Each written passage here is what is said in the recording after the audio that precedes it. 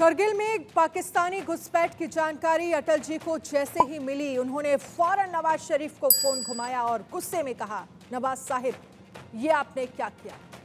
हमने इतने अच्छे माहौल में बातचीत की और मेरे लौटते ही आपकी आर्मी ने हम पर अटैक कर दिया। नवाज ने जवाब में अटल जी को कहा कि मुझे इस बारे में कुछ नहीं पता है।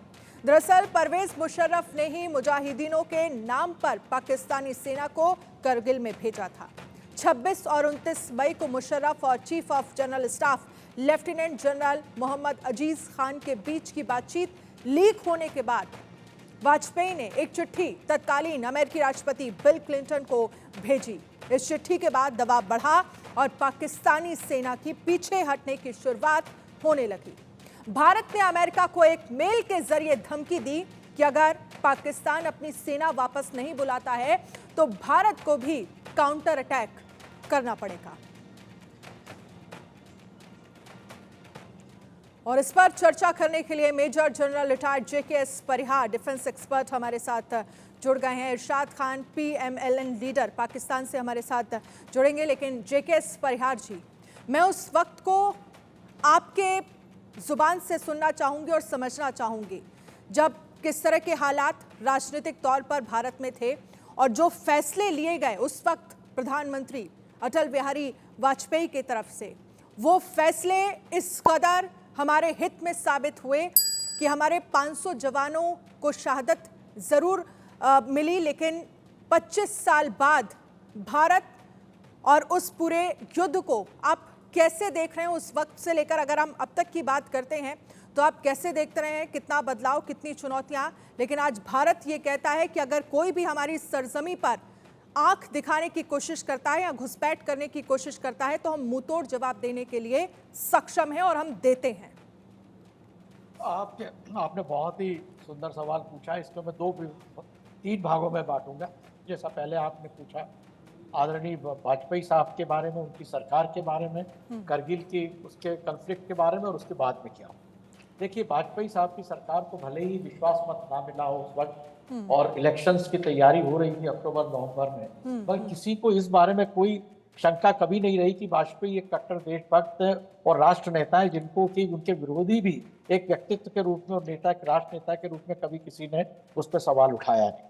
ये हमारे लोकतंत्र की एक बहुत बड़ी खूबी है कि जो भी प्रधानमंत्री रहता है या जब भी कोई देश के ऊपर कोई संकट आता है तब ये कोई नहीं देखा जाता है कि वो किस दल का है, क्या है, चाहे वो जवाहरलाल नेहरू रहे हो, लाल बहादुर शास्त्री रहे हों, अटल बिहारी वाजपेयी रहे हैं, इंदिरा गांधी रही हैं और मोदी जी भी रहे जब चाइना का एलएसी पे हुआ।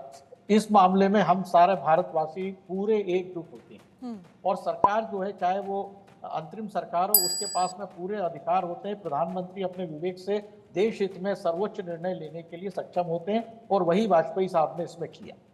अब रहा सवाल इसका कारगिल की जो घुसपैठ का है, तो मैं इसको आपको थोड़ा और आगे ले जाना चाहूँगा। 99 के पहले से, जब जियाउल हक वहाँ पर आर्मी चीफ राष्ट्रपति बने, फिर बेनजीर भुट्टो के टाइम, तब भी पाकिस्तान आर्मी ने ये प्रपोजल्स जो है इनको दिए थे कि कश्मीर वैली में भारत जिस तरह से हमारे कंट्रोल करने की कोशिश कर रहा है और हमें जिस तरह से 1971 का बांग्लादेश का घाव मिला है, सियाचिन ग्लेशियर पे भारत जम गया है, तो उसको मुंहतोड़ जवाब देने के लिए हमारे पास में करगिल में हम उसमें अटैक कर सकते हैं, क्योंकि करगिल का बिल्कुल बॉर्डर से लगा हुआ है, एलओसी से, और स्कार्दू से करगिल की रास्ता जो है वो अभी भी चालू था, सिर्फ उसको रोक दिया गया था भारत की तरफ आने से। तो उनकी लॉजिस्टिक्स की भी पूरी थी। ये प्लान उनका करगिल प्लान जो है उस 90 से चल रहा था, मगर उसको जियाउल हक और बेनजीर भुट्टो ने कभी उसको ओके नहीं करा। अब जब फरवरी में जब वाजपेयी साहब लाहौर एकॉर्ड के लिए गए और जहां पर ये समझौता हुआ कि हम लोग जो है न्यूक्लियर वेपन्स के बेस में नहीं पड़ेंगे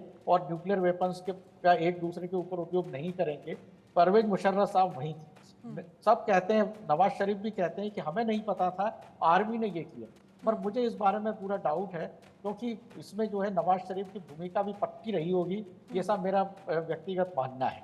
अब उन्होंने जो है, देखिए आप तैयारी किस तरह से करी, कहते घुसपैठी है, घुसपैठी नहीं थे कि नॉर्दर्न इन्फेंट्री, जो उनकी नॉर्दर्न इन्फेंट्री रेजिमेंट्स हैं, उसको उन्होंने तैयार पहले भी किया था। 1947-48 में यही लोग जो थे जिन्होंने कि वहाँ पर गिलगित में जिन्होंने मुजाहिदीन के रूप में घुसे। तो ये जो उनकी थी डायरेक्टली आर्मी चीफ के अंदर में ये वहाँ पर रहते हैं हेडक्वार्टर रावलपिंडी मिलिट्री हेडक्वार्टर के, उनको इन्होंने मोबिलाइज चुपके चुपके उधर से किया और वहाँ पर ये गन्स भी लिया। यहाँ मैं मानूंगा कि शायद हमारी जो खुफिया जानकारी थी उसमें कुछ कमी जरूर रही होगी, पर उसको जैसे ही पता लगा, एक गढ़ैया जो था काशी नामग्याल, उसने मूवमेंट्स देखे 3 मई को, और उसके बाद तुरंत भारत ने पेट्रोल भेजी 5 मई को, जिसको कि पाकिस्तानी उन्होंने पकड़ लिया और बाद में उनको मार दिया। उसके जवाब में फिर भारत ने एक्शन शुरू करी। 9 मई को जो है एम्यूनिशन डंप पे जो है करगिल में ब्लास्ट पाकिस्तान ने किया। उसके बाद में ऑल आउट जो है वो एक्शन शुरू हो गई, और हमारे जो है उसमें बहुत ही ज़बरदस्त हमारे जवानों ने, अफसरों ने बहुत ज़बरदस्त उसमें गरेश का दिया, और उन्होंने धीरे धीरे करके तमाम चोटियों से पाकिस्तानियों को भगाना शुरू कर दिया।